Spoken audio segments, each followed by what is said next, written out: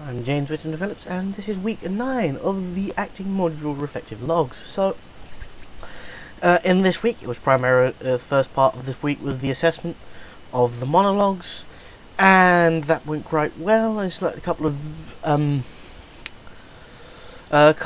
of pointers I need that I tend to go for when I'm talking, and so instead of keep my feet flat and point, sort of lean forward and bring my heel off the ground. That's something I just unconsciously do, and it's kind of a habit I need to break out of, as it does detract from the overall look. However, it looked quite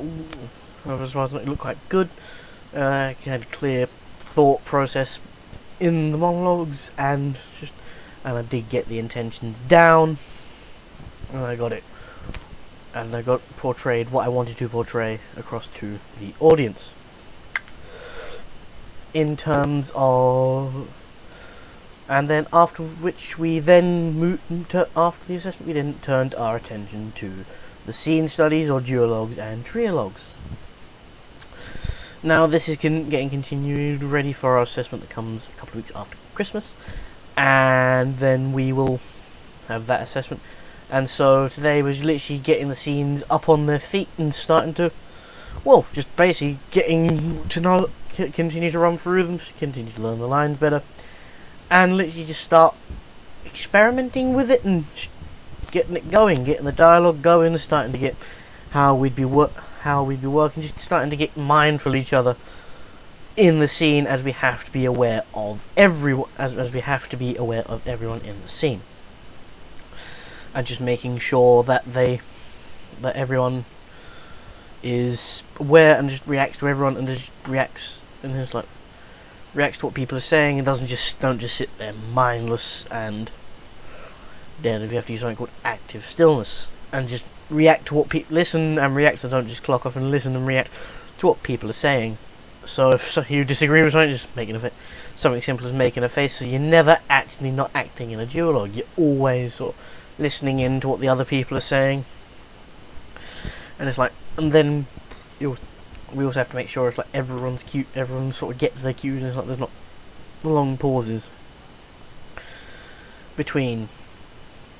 each line, and we need to keep the flow of the dialogue going. I think what went well this rehearsal is actually the fact that got through this, and it went quite well. In terms of looking into the duologues, I think I got starting to get my lines quite down, starting to get a lot of intention for my character, and and just showing like what kind of emphasis you put on the lines, just to give it like a different meaning, as it were, as to sort of portray it as like you, and it's like as if to add the tone, as like that's a bit much in it. It's like that sort of thing, and that's what I'm going to continue to do, is learn the lines over the Christmas break for the duologue,